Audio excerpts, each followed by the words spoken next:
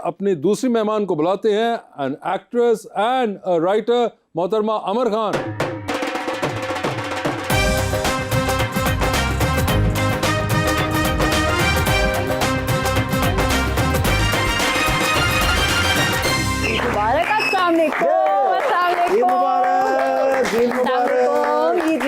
ईद मुबारक। माशाल्लाह बहुत ही खूबसूरत कलर है। बचपन में हम इस कलर की टांगरी खाया करते थे। शुक्र है लच्छा नहीं खाते थे, वो भी इसी रंग का होता था। लच्छे भी इस कलर के बहुत अच्छे लगते हैं। आज खास मैं अपने दो दोस्तों के लिए इतना फड़कीला रंग पहन के आई हूँ। अच्छा, मेरी मोहब्बत भी ताकि फड़क के नजर आए। ईद का मौका और दो दोस्त सामने हो तो इतना तो बनता है। तो कोई शेर नहीं आप सुनाएंगे? मैं शेर जितने आप कहेंगे। जी जी। बहुत सी खुशियों को बस एक गम ने घेर लिया। ओहो, अजीब है कि ज्यादा को कम ने घेर लिया। Very good. हमारे ख्वाब बड़े और आंखें छोटी थी, जगह बनाई तो उसको भी नम ने घेर लिया। दिलजना शेर कैसे हो सकता है? जो अचानक को कवे ना फिर इंजी हुंदा जी। मगर अमर क्या हाल चाल है आपके? बिल्कुल ठीक, आप कैसे? बिल्कुल ठीक ठाक। और ये आपने बड़ा जबरदस्त कलर पहना हुआ है, क्यों फाखिर साहब? बिल्कुल बबल गम याद आ गई मुझे। बबल गम, बारबी डॉल भी कह सकते थे। जी जी। इधर बारबी डोल है, इधर बारबी क्यों है।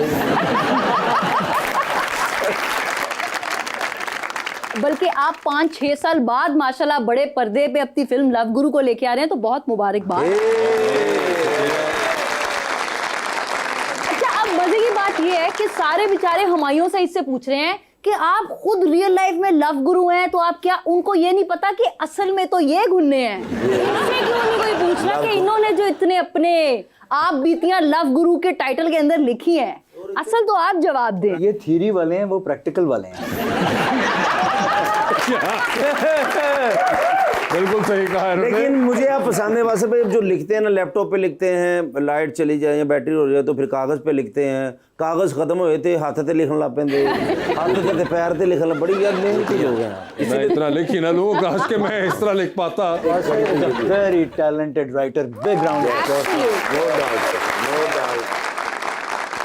के शो के बाद मैं तो रात को फिल्म ही देखने जा रही हूँ, बमा अहलो अयाल। आज इकट्ठे क्यों ना चलें? नहीं इतनी सीटें नहीं है हमारे पास। हाउसफुल चल रहे हैं, फुल है इतनी सीटें नहीं है सिनेमा में। मोटरसाइकिल पे नहीं जाना आपने, इतनी सीटें नहीं है हमारे पास। मैं सीट पे, आपका भी कोई ड्रामा है? टेलीफिल्म एक आ रही है एक चैनल से, और एक ड्रामा मेरा हम टीवी पे ऑलरेडी ऑन एयर है, तो वो सब चीजें तो चल ही रही हैं। स्पेशल ईद के लिए कोई? जी, ईद के लिए एक टेलीफिल्म जो है वो आ रही है, गोस्ट मेरी दोस्त के नाम से।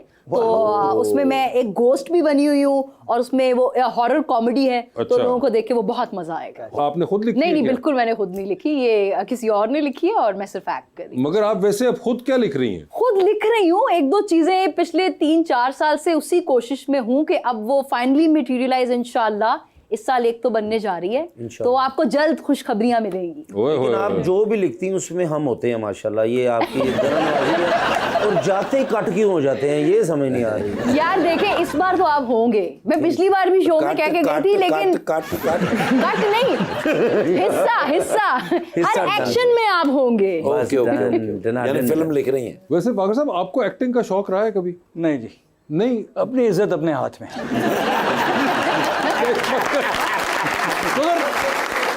अगर मैं क्यों नहीं, और भाई याद है जिस जमाने में, उस जमाने में तो बहुत से लोगों ने ट्राई की कहीं ना कहीं एक्टिंग। जुनैद भाई ने की थी, सलमान अहमद ने भी की, अली हैदर साहब ने एक्टिंग की, तो व्हाई डिडंट यू? नहीं, वैसे मुझे ना एक्टिंग आती है ना मुझे शौक है। शौक भी नहीं था? नहीं, मुझे शौक भी नहीं, ना पेशेंस है मेरे में। सिर्फ म्यूजिक वीडियो की हद मैं तक? बेसब्रा टाइप आदमी हूँ, मुझे बिल्कुल शौक ही नहीं है उसका। और इतने लंबे लंबे टेक्स वगैरह, बड़ा मुश्किल काम है यार एक्टिंग। लोग समझते हैं गाना बहुत आसान है, लोग समझते हैं एक्टिंग बहुत आसान है। ये अगर प्रॉपरली कुछ भी करना है तो ये सारी बड़ी मुश्किल चीज़ें हैं ये। नहीं, लेकिन प्रॉपरली के अलावा भी लोग अब बहुत कुछ करते हैं। इम्प्रॉपरली हम कुछ नहीं करते। आप नहीं करते? जी, हम कोशिश करते हैं ना करें। ना करें आप, मगर ये बड़ी वो बात है कि आपने उस जमाने में इसको इतनी देर एट बे रखा कि यार मैंने एक्टिंग नहीं करनी, मैंने ट्राई भी नहीं करना, वरना अमूमन लोग ट्राई करने के लिए कहीं ना कहीं कर ही। अभी भी कहीं ना कहीं से लोग पूछते रहते हैं, लेकिन मैंने हमेशा स्ट्रेट नो, नहीं, मुझे शौक ही नहीं है करने का। शौक ही नहीं, विच इज वेरी इंटरेस्टिंग। मगर प्लेबैक सिंगिंग के अंदर you are fine with that? Playback मैं अपने गाने करता हूँ, बनाता हूँ। मगर अगर कभी गाना पड़ जाता है तो भैया you are fine with that? मैंने किए हैं, OST वगैरह किए हैं फ्यू टाइम्स मैंने। हाँ, OST आपने बड़े जबरदस्त किए हैं। जी, थैंक यू। म्यूजिक रिलेटेड तो मैं शौक है मुझे, वही तो है मेरा सारा। वैसे तो प्रोडक्शन भी बहुत पेशेंस वाला काम है और आपने प्रोड्यूस भी किया कोक स्टूडियो। तो इसके लिए आप कुछ गाने मैंने किए थे जी कोक स्टूडियो के बारे में आपका क्या ख्याल है? उसके बाद जिस तरह से कोक स्टूडियो ने सस्टेन किया और बहुत सारे गाने वहाँ से निकले हैं, ऑब्वियसली ओवर द इयर्स एक जॉनरास भी चेंज हुए हैं और डिफरेंट तरह का काम आया है, तो उसके बारे में आपका क्या? बड़े intelligent questions, I am really impressed. आपका बहुत अच्छा सवाल है। और पाकिस्तानी म्यूजिक अच्छा जा रहा है, new kids are really terrific, they are very talented, और फॉर्मल ट्रेनिंग ना होने के बावजूद वो बच्चे म्यूज़िक अच्छा प्रोड्यूस भी कर रहे हैं, लिख भी रहे हैं, गा भी रहे हैं। तो Pakistani music is in safe hands. New kids are amazing, they are very good. लेकिन एक टाइम था ना कि डिफरेंट जॉनरास होते थे एक ही सीन में, अब ये है कि जो मेन स्ट्रीम चल रहा होता है वही सारे कर रहे होते हैं। ठीक है, हर एक की मर्जी आर्टिस्ट की, वो जो करना चाहे करे। हम तो अभी भी अपने पुराने वक्तों का म्यूज़िक कर रहे हैं। अभी आपको मैं सुनाऊंगा, अभी जो मैं गाना बना रहा हूँ वो भी हमारे पुराने स्टाइल का म्यूज़िक है। हम तो वही करेंगे। वैसे आपको पता है अमर लिखती भी हैं, शी इज आल्सो राइटर। जी अभी वो बता रही हैं जी, and she has written a feature film as well, और उसके अलावा भी ये लिखती रहती हैं। तो आप कभी लिरिक्स के लिए इनको करें ना। अमर आप सर खुद rock star like we always वो तो अलग है ना, लिरिक्स तो वो अब लिरिक्स दें, मैं धुन बनाऊंगा इस पे। हाँ ये देखिए, चलें अभी करें। नहीं अभी नहीं, इतना इम्तिहान मेरा ना नहीं, आप लिख दे, आप हो धुन जाएंगे हम। आप लिरिक्स दें, मैं अभी धुन बनाऊंगा। धुन आप बना दे, गवाह मैं चाहत फतेह अली खान को लगाऊंगा।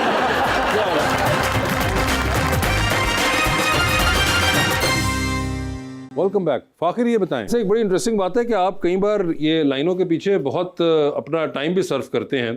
जी और एक बार तो मुझे याद है कि आप एक गाने पे काम कर रहे थे, तो just to have a discussion you came all the way from Karachi too. आप बिल्कुल सही कह रहे हैं। मेरी एल्बम थी मंत्रा, और उस वक्त मैं लाहौर आया, और क्योंकि वासे was a terrific up and coming talent, and ये सच्ची बात है, ये वो कामों की वाला हमारा वो नहीं है ये। मैं स्पेशली लाहौर आया, मैं एक मिला वासे से, और मैंने आइडियाज़ लेने थे, इंटेलेक्चुअली मुझे स्टिमुलेशन चाहिए थी थोड़ी सी।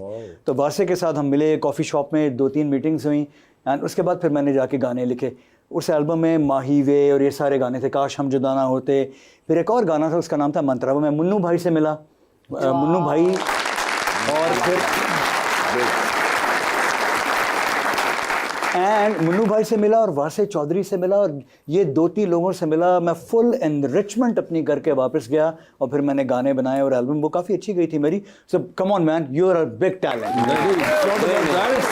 इंटरेस्टिंग बात लगी थी कि आपने इतना एफर्ट डाला उसके अंदर कि आप उधर से आए, और ना मैं कोई लिरिसिस्ट हूं, मगर just to have a conversation. और ये जो उन्होंने बात की कि इंटेलेक्चुअल स्टिमुलेशन, ये एक करना, और एक हमको 3-4 घंटे बैठ के सिर्फ बातें करते रहे थे। और ये बड़ा एक प्रोसेस का हिस्सा होता है जो कि लोग बहुत अब मिस आउट कर देते हैं। मुझे लगता है तो आप 3-4 घंटे बगैर फोन पे देखे तो फौत ही हो जाए बंदा, अगर उसके बगैर रह सके। मगर सिर्फ ये कि गुफ्तगू करना और ये आइडियाज एक्सचेंज, जिसका शायद कोई बज़ाहिर ताल्लुक ना हो, मगर ये सबकॉन्शियस का जो एक वर्कशॉप है, ये इस पे बहुत कम लोग काम करते हैं। बड़ी बात है, आप वासे भाई के मशवरे से कामयाब हुए। मैं और 10 साल तो फ्लॉप हो नहीं, जैसे भाई वो मेरी एल्बम बड़ी कामयाब हुई थी। वो बड़ी बात, उसमें गाने बड़े अच्छे वो गए थे, एंड ये थोड़ा स्पेड वर्क है, ये बड़ा ज़रूरी है, करना चाहिए मेरे ख्याल। लेकिन मैं आपकी इज्जत करता हूँ, मेरे भाई, हमारी जान है, ऐ नहीं मैं मनांगा कि इन्होंने मशवरे ना तुसी कामयाब हो। लेकिन आपकी जलन क्यों है? सर मैं 10 साल से इनके साथ ही काम कर रहा हूं। Welcome back. फागर साहब, हमेशा वही मेलोडी को आप बड़ा फोरफ्रंट पे रखते हैं। जी, बस एक ही चीज़ आती है थोड़ी बहुत, तो वो कर लेते हैं कोशिश। मगर बचपन में आपके इन्फ्लुएंसेस क्या थे? यार मेरे बड़े डाइवर्स थे, बड़े एबा से लेके, बीटल से लेके, पिंक फ्लॉयड से लेके, लता से, किशोर से, मेहदी हसन, मलका तरन्नुम, अहमद रुश्ती, आलमगीर, नाजिया ज़ुहैब, वाइटल साइंस, सारे, एवरीवन, हर चीज़ हमने सुनी है यार, सब कुछ। और वाइटल साइंस को सुनते थे, और फिर पहला शो जो ओपन किया, मुझे याद है आप लोगों ने ये लाहौर के अंदर कल्चरल कॉम्प्लेक्स के अंदर उनके लिए ओपन किया था शो। वाइटल साइंस और Rohel specially was instrumental, he helped us out. हमने पहली एल्बम रोहेल के स्टूडियो में रिकॉर्ड की थी पिंडी में, and they were very helpful. तो ये ग्रेटनेस है बड़े आर्टिस्ट की कि वो न्यू कमर्स जो हैं उनको हेल्प करते हैं, उनको गाइड करते हैं। तो हमें काफ़ी गाइडेंस मिली थी उन लोगों से। और फक भाई एक बार बात पूछना चाह रहा था, जितने प्यारे हैं, मोहब्बत एक बार होनी चाहिए या बार बार होनी चाहिए? देखें, अच्छी चीज़ जो है वो एक बार क्यों हो, एकदम तुसी ठीक नहीं होना। मुझे लग रहा है, मैं इसलिए इसलिए सिर्फ पूछा था। अच्छी चीज बार बार होनी चाहिए। आप क्या कहती हैं अमर जी इसके बारे में? नहीं, मुझे लगता है होती एक बार ही है एक्चुअली। बार बार वो फिर कोई फ्रेंडशिप के उसमें निकल जाती है, कोई कंपेनियन अच्छा मिल जाता है, आप उस तरफ, मोहब्बत एक ही बार होती है। ये मेरा जाती है। अच्छा, आपको कैसे Everybody पता can- चलता है कि जो ये वाली थी ये मोहब्बत थी? सर वो आपको पता चल जाता है, वो आपको इतना बेचैन बेताब, वो आपके अंदर जितने लावे और वलवले उभरते हैं तो आपको पता चल जाता है। वो अपना रंग अपना जंग छोड़ के जाती है आपके अच्छा अंदर। अमर, ऐसा वैसे वाईफाई तो- बंद होने की सूरत में भी हो जाता है। इतने वलवले जो आते हैं, हाँ सही बात है। बेचैनी बेताबी जो है ये तो आजकल मोहब्बत वाईफाई से ज्यादा है ना, फोन हाँ, से ये तो ज्यादा तब है। भी हो सकती है आपके साथ, तो ये कोई इतना- जेन जी और जेन अल्फा के लिए शायद ये वाली मोहब्बत भी हो। हाँ, क्योंकि ये तो आपको एलिमेंट्स जो है आपको मिल जाएंगे कहीं ना कहीं। हाँ जी। मेरे ख्याल में मोहब्बत एक से ज्यादा बार हो सकती है। और इश्क एक मरतबा हो सकता है। अब इश्क और मोहब्बत का फर्क आप बताएं। उन्नी भी दई है जी। नहीं मगर बताइए ना अब आप तो। ਮੁਹੱਬਤ ਹੈ ਜੀ ਤੁਸੀਂ ਪਿੰਡ ਵਾਲੀ ਸੜਕ ਤੇ ਆ ਇਸ਼ਕ ਮੋਟਰਵੇ ਤੇ ਪੈ ਗਏ ਜੇ ਤੁਸੀਂ